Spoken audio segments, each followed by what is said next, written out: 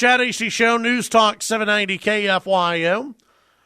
Thank you very much for tuning in. Joining me right now, Lieutenant Governor Dan Patrick. Lieutenant Governor, welcome back to the show.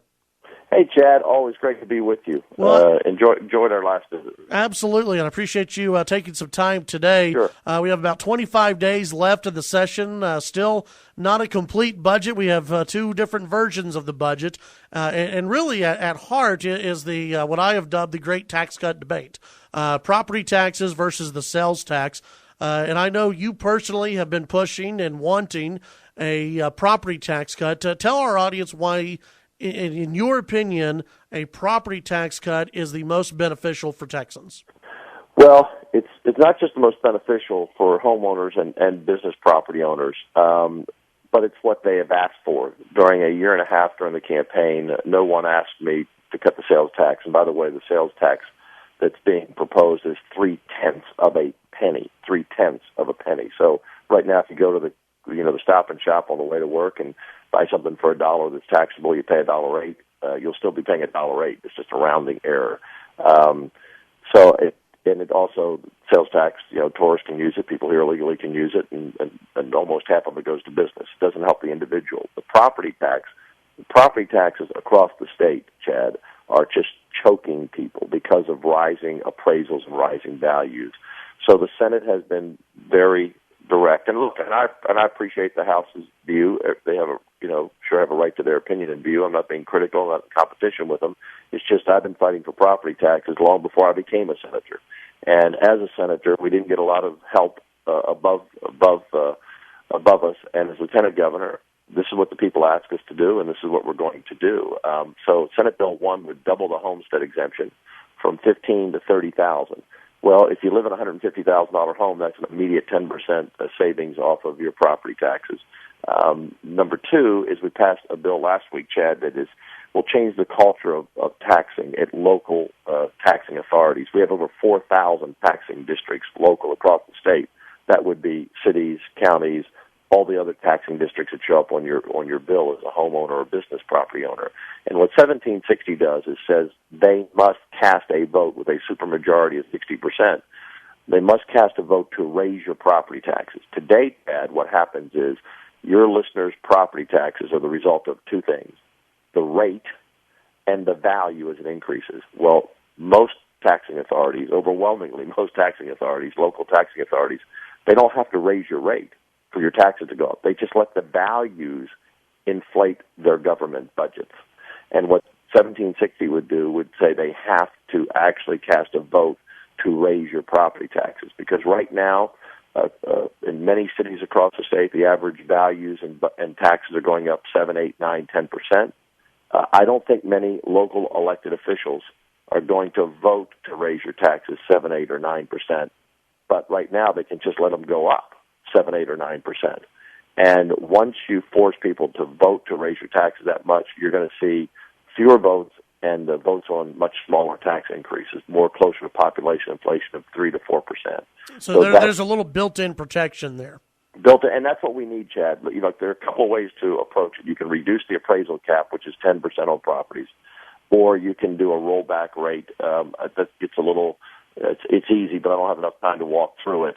Or you can force local officials to raise your taxes, because that's what's been the problem. And I understand county judges and commissioners and city mayors have tough jobs, but we cannot have government at the local level grow at twice and 3 times what people's salaries are growing. And so we're going to stand firm. We know people need it. They're being taxed out of their homes. And Chad, as you know, if you own a home and it's your homestead, you get a 10% cap. But people may not know that business property, people who own business properties, there's no cap. We have business properties that are going up 20 and 30%, Chad, which means it's passed on to the renters, whether it's in an apartment or whether it's in a shopping center or an office building, and that has to be passed on to consumers. It's unsustainable. I had a car dealer call me from Houston, and he has a couple of dealerships in Houston, and he said, Dan, if I don't get relief, I'm going to have to sell 200 more cars a year just to pay my property taxes. It went up so high. His values went up 35%, which means his taxes went up 35%. So there's much more we have to do, but this is a good 1-2 start. again, I respect and appreciate, the view of those who support the sales tax decrease, but 0.3 of a cent, 0.3% works out to about $1.50 for the average person to $2 a month. Well, and we're visiting with Lieutenant Governor Dan Patrick. I want to ask you about a couple of reports that have come out. One of them was from the quorum report. You mentioned you're going to stand firm on this. Yes. The two sides are negotiating. You sent a team, the House sent a team, obviously. There's going to be negotiation. But the quorum report had a report out. Scott Braddock had a report saying that you were not going to bargain with House leaders. That for you, you're not even going to listen to a sales tax decrease for that. That for you, basically for you, it is a property tax decrease, a property tax cut, or nothing. Is that where you are right now? That for you, for the only plan that you would support is a property tax cut? Well, the Senate voted out doubling the homestead exemption back in March on a bipartisan basis, overwhelmingly. Last week, we voted out on a bipartisan basis our bill that would force local officials to vote to increase property taxes. So we've been very clear, and the House voted out their sales tax bill. We do have a negotiating team. We're always willing to listen. We have franchise taxes that both the House and the Senate have passed to cut the franchise tax, the small business tax. I shouldn't say small business tax, the margins tax that really impacts small business. We both have a proposal to cut that, and we're negotiating on that, on how best to do it. We have a version, they have a version. I think we'll work through that and get that done.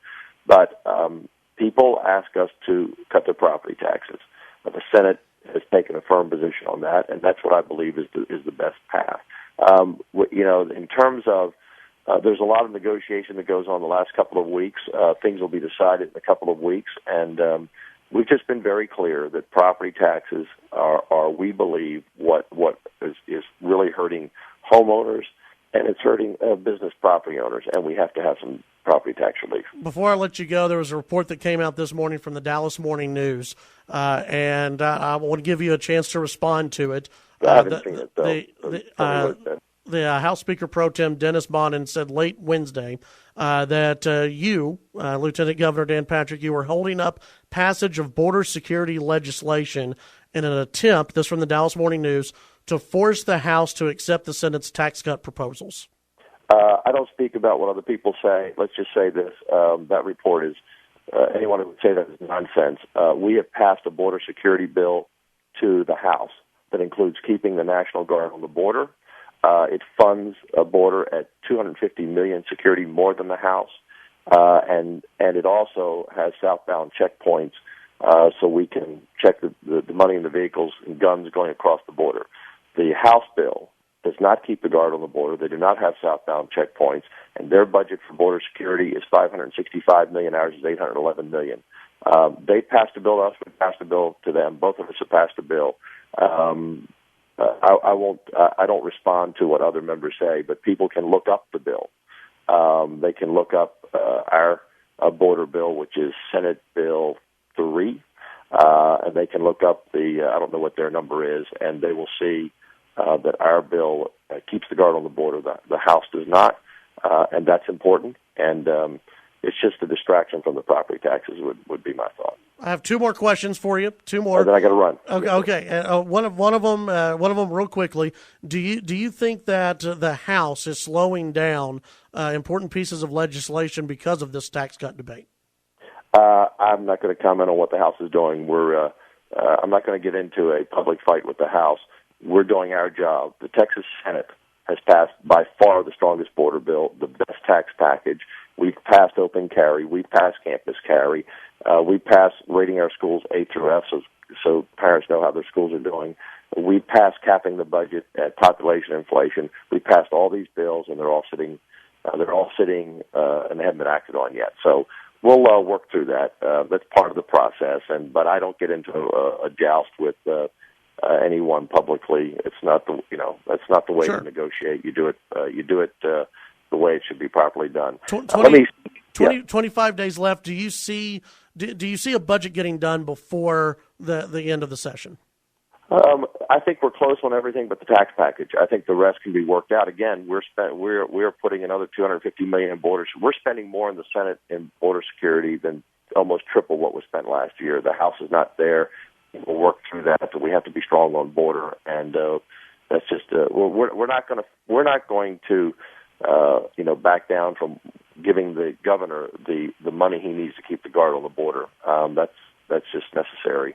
And Chad, let me say something before I go, because sure. I have to run to a hearing, and that is Charles Perry, your Texas senator, who I appointed as a freshman, which was very unusual.